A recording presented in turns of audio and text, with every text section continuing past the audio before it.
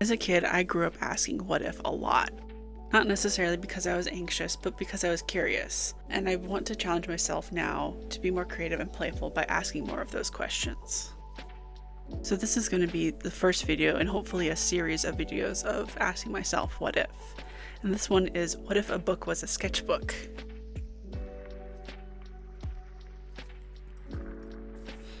So I know this might sound kind of scary or even sacrilegious to some people, but I had been toying with the idea of taking a thrifted book that maybe I had had for way too long and hadn't read and using it as a sketchbook because it would be a less intimidating way to start a sketchbook because it's got words on the page and you can very easily incorporate anything that's on the page into the sketches or the paintings or whatever is in them. So I just thought I would try that out. It was honestly a little intimidating at first because I didn't know where to start. I ended up looking through some of the books that I had already, and then I kind of went from there. And the one that I picked, I really liked it because it had kind of a teal colored cover, and I could kind of add to that if I wanted to decorate it more. So I ended up adding this kind of fun paper to the spine to add some more personality, and that also kind of helped cover up the name of the book. Not like I was trying to hide it or anything, but it just kind of helped personalize it a little bit.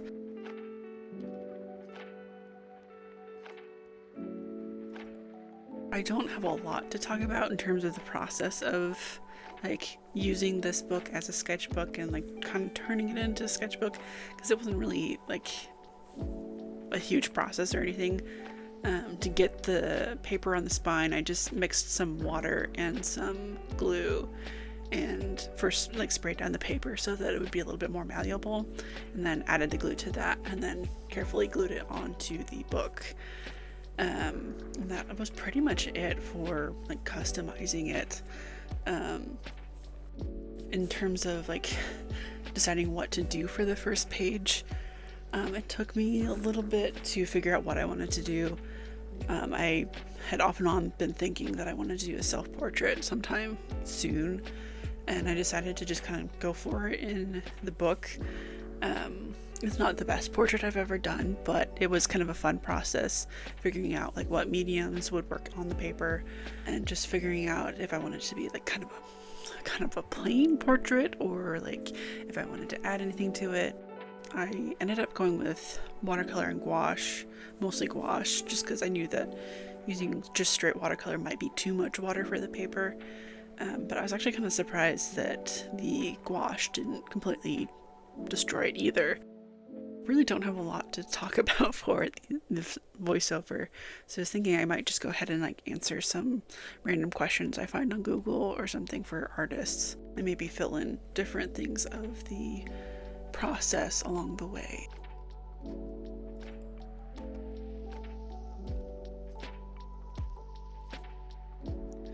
So one of the first questions I thought I could answer was, what sparked your interest in art and becoming an artist? I grew up in a household where my parents really encouraged us to be creative and pursue art, and my whole family is very artistic. My parents run a pottery shop right now. I believe my mom also majored in some sort of art field in college. She didn't go to art school, but she did do something with art. And then my sister actually went to the same college that I went to, and majored in illustration and motion design, I believe, or something like that, something with animation. But anyways, we were really pushed to be creative and not, I guess, listen to society's standards so that artists don't make money and whatever. And so our parents are super supportive and really wanted to make sure that if we wanted to go to art school that we could do that. And I just grew up doing a lot of crafts and a lot of art related things, and my sister drew a lot, and I think I kind of for a while, I maybe stayed away from drawing because I compared myself a lot to my sister, and I kind of felt like a lot of people also compared me to her. So having another way of being compared, it just didn't feel great. So I would kind of draw and just not show anybody, but it wasn't until like high school that I actually started more seriously pursuing art. I took art classes. They were mainly, we just had to like have a certain amount of hours that we like drew in our sketchbook. And so I would kind of try to figure out how I wanted to fill my sketchbook because I wasn't used to drawing. And it kind of made me fall in love with doodling at first because like even just in classes, I would doodle along my Sprouter Bound notebooks or like things like that. And I fell in love with like Zentangle at first because I wasn't really doing any like life studies or anything because I didn't know how to do that. But then at some point, I believe in my senior year of high school, well, actually, yeah, in my senior year of high school, our art class was a little bit more structured. And because that teacher every 4 years would do a more structured art class where he did a little bit of art history and he had more requirements of like, we had to um, replicate some of the very famous artworks that we were learning about, and we had to research about them. And then once every quarter, I believe, we had to have a 1 or 2 paintings, like large paintings that we would then at the end of the semester come display at least one of them, and kind of have like an art show for the rest of the school to come see, which that class helped me kind of realize that I really liked doing painting. I wasn't great with acrylics at first because I think most of my like smaller paintings were watercolor. I just used like cheap Crayola watercolors, but they still turned out pretty good. I was very unpracticed, so they weren't like the best paintings in the world, but they were still like better than I probably would have thought they would have been. And I, during that year as well, in my senior year of high school, I had been taking graphic design at like an alternative school that we could go to for like half the day, so like it counted for 3 classes. My junior and senior year I actually did that, and I kind of fell in love with graphic design and photography because we, in that class, we went and we took out like very nice cameras and we would go like try to find specific like prompts that our teacher would give us, having to do with like different graphic design elements. And then we learned how to use like Illustrator, a little bit of Photoshop. It was mostly Illustrator. And then we would basically just do anything graphic design related, like doing pamphlets or like promotions or whatever. And during, I don't remember if it was the first year or the second year, both years we had to do like a 100-day project where we did one thing for 100 days and we had to document it through social media. And I did one of the years 100 days of hand lettering, and that kind of started forming my love for typography and hand lettering and doing things with words.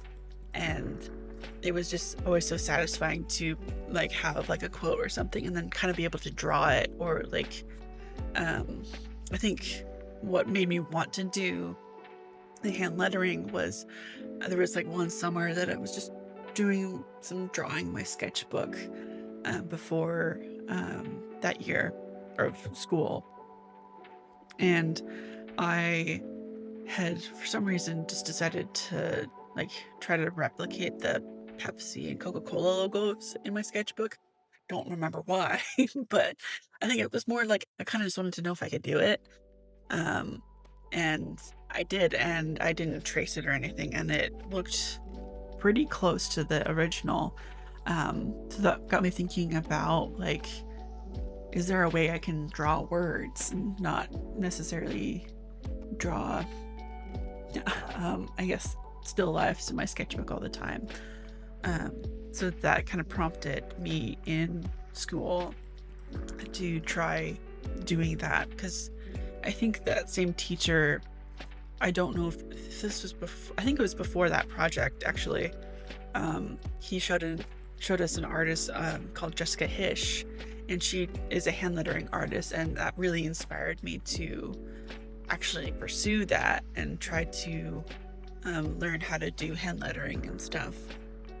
Um, and yeah, I kind of just started growing my love for typography and lettering, and my at some point during my senior and probably senior and junior year, the people that came from the college that I went to, they came and did their little presentation, and then um, at I think it was my senior year, um, they announced that they were moving to a town that was a lot closer than they originally had been, which for both my sister and I, that made it much more like we could afford to do that actually, because beforehand we would have to move and probably find a job, and wouldn't be able to stay where we're at, because right now both of us live with our parents, and it was going to be a little bit difficult trying to pay for tuition and having to move and pay for everything on top of that. So it just made it feel like everything was clicking into place, and it was really exciting. And so then in college, I think it wasn't until I actually started going to art school that I realized like I'm actually an artist, which it sounds sad, but like I had never really been told, other than like maybe my parents, that I was a good artist. I didn't show a lot of people my artwork. So it was partly that, and I guess I'm probably a lot harder on myself when it comes to my artwork, so it was like just strange, like taking art 10 or not art 101, drawing 101, and being able to do these fully rendered illustrations after like obviously learning some practicing some like form and all that stuff and shading. And I remember there was like one project where we had to do a still life and like pick a couple objects, and then we would come back with those drawings, and then we were going to critique it, and then we would be basically redoing the same drawing the next week. So for that drawing I did like I think I showed it in my sketchbook tour, but maybe I'll pop it up as well. It was a mug and an apple, and at first, so before I came to the critique, I was like, this is great, I did really good. And then when I got there, I was like, oh, I did not do good at all, because I think, I don't know, it was just interesting seeing like from my teacher's perspective, like how things could change, and like what I had missed, I guess, when looking at the shadows and like the light and how it interacted with my objects. And so in the next class, or by the next class, we had to like have kind of redone the drawing, but also like we could change up the still life like setup a little bit, because we had to take our own photos. So I think I still did like a mug and an apple or something like that, but my second one was like 100 times better. It was so much more rendered and looked so much more like the actual the the objects I had picked. And so learning that, wow, I can actually call myself an artist, and like finding mediums that I love to work with while I was in college really helped me understand how much I really needed to be creative and to actually pursue this, and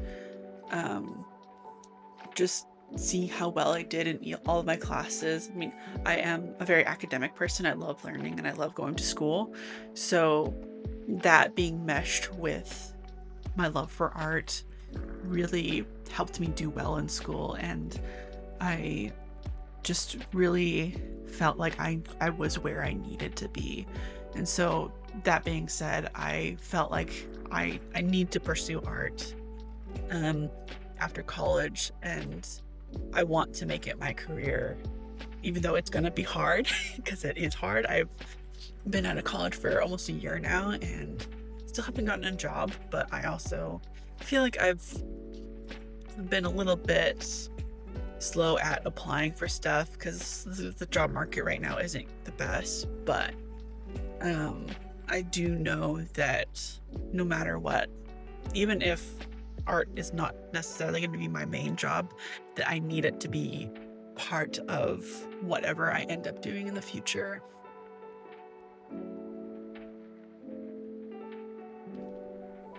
The next question is, where do you find inspiration for your art? That is a good question. I feel like I take a lot of inspiration from nature, just because I live in the Pacific Northwest, so I'm kind of surrounded by it, and it's hard not to be inspired by it, because it's just so beautiful.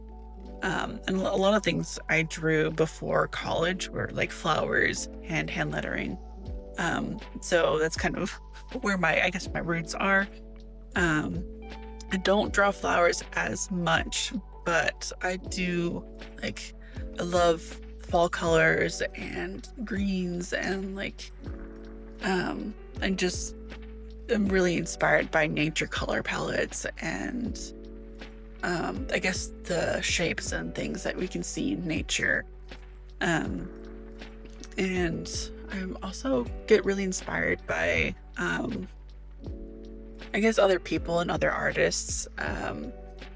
I love looking at other artists' work and seeing, yeah, I guess just their creativity. Yeah, I can't think of any. I don't know. Oh, I guess I also get really inspired by books that I read because I am a big reader. Sometimes I get ideas for like book covers that I would want to do, or like, I guess I'm a big fantasy reader, so I really like kind of more, I guess, cottagecore-esque or like cozy, kind of fantasy-esque like environments. I don't do a lot of environmental drawings or anything, but I feel like, I guess the creativity and the emotions that I get from reading are what really inspire me when it comes to art.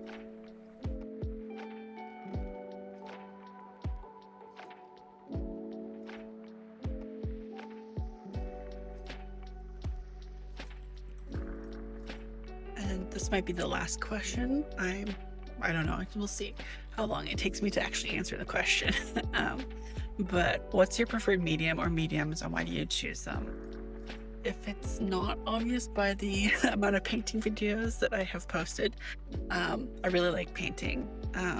It just gives me a much freer way of creating, and as someone that really struggles with perfectionism, I feel like it's a good medium for me to kind of at least try to put that aside a little bit, because since it's not like digital or something, it's more permanent. And I guess not permanent, but like, I can't just control alt delete, and I have to be, I guess, able to know how to go forward with what I put down.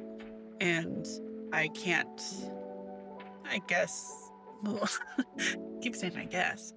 I, I'm just, I don't know.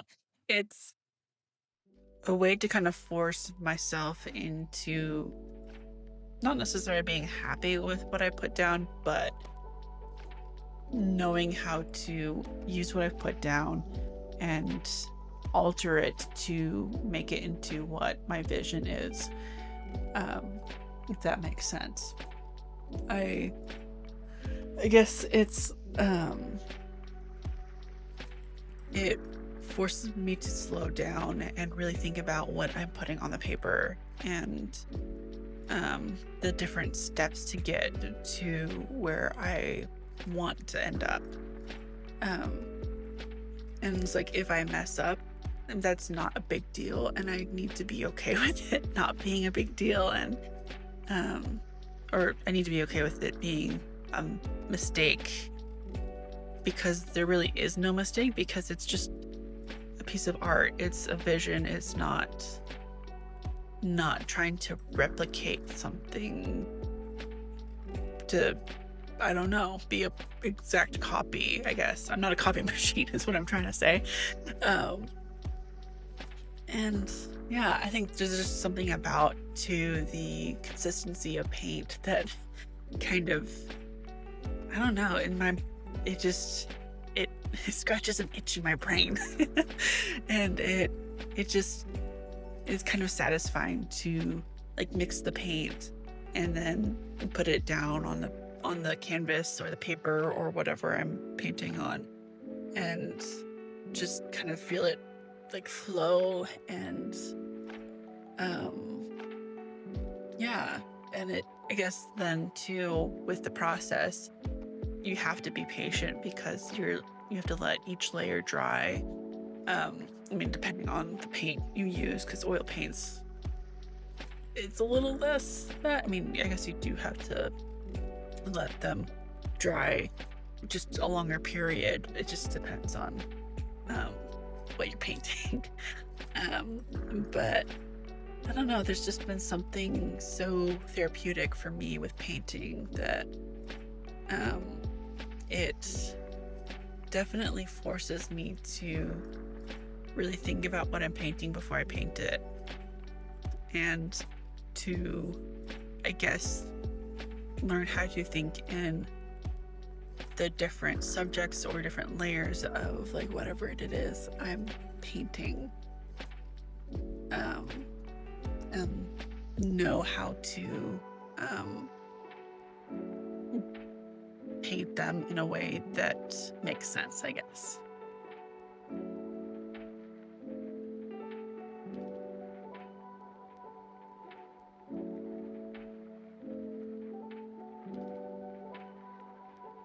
So I think I'm going to answer maybe one more question. And this one is, how do you overcome creative blocks and maintain motivation? I think that's something that I've definitely really struggled with since graduating, because I think I relied so heavily on the assignments to be what I was creating, and I wasn't doing a lot of creating outside of my schoolwork, other than like maybe occasionally like crocheting or I guess reading, but that wasn't really, I don't know. I just didn't have a whole lot of creative things that I was doing outside of the schoolwork. So for me, I guess what I try to use as motivation is that no matter what I do right now, especially that now that I don't have a job and I don't have school, is that whatever I create is going to be one for my portfolio or for whatever. But at the same time, I know that I need to create for my mental health, because that is a huge thing with artists. And when we're not creating, we are, I guess, not listening to what our mental health really needs. And I don't know. I definitely still struggle with creative block a bit, but I have been like using these like what if questions to help me, I guess, try to have more creative projects and ideas that I want to pursue. like I'll just like brainstorm a bunch of what if questions, and sometimes those become something and sometimes they don't, and that's okay. I think just I've noticed that when I have an idea and like maybe I write it down and maybe a few days later and I still am thinking about that idea, I know that I need to do that idea because there is something in my brain and my spirit that is telling me that this is something that I really need to do. And I guess,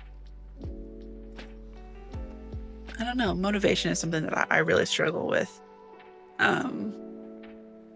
Mainly because, like, well, actually, I don't know why.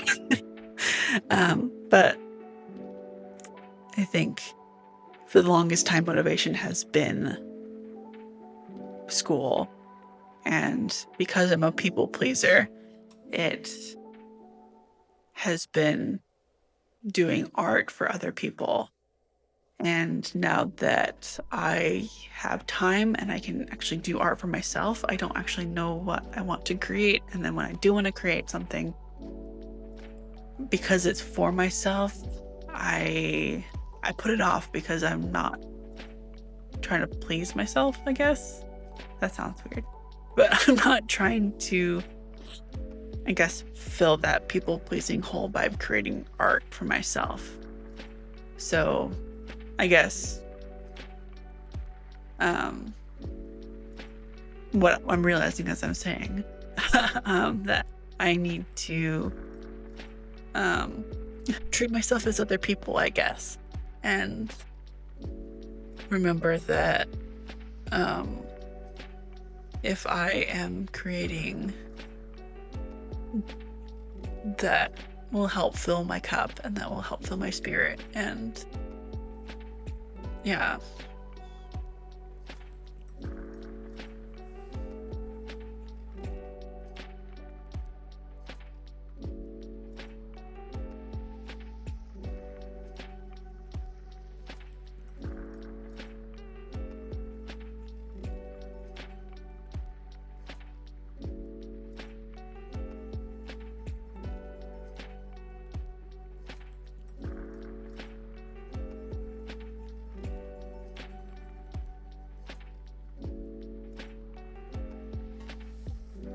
So these are all the questions I have time for right now.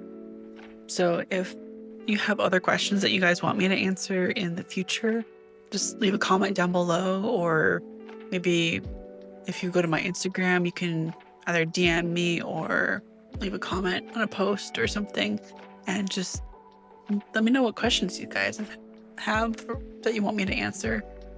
Yeah, I'm a pretty open book. The questions I found today were just from Google, so they're nothing exciting, but I figured if you wanted to know more about my art history, I guess, or my background in art, then I could share that. I could share other things too. I keep thinking I want to do some sort of like reading or book related content. I still don't know what that's gonna be, but at some point I would love to do that. I just need to figure out what that's gonna be, because I have ideas of doing like creating illustrations based off of books that I read, and I think I've mentioned that in previous videos, but I just for some reason I'm having a hard time being motivated to actually do them. So I'm not sure if maybe I need to do something else if I want to do something book related. But if you guys are interested in something like that, let me know. Otherwise, I will see you in another video, and I love you, and I will see you soon. Bye.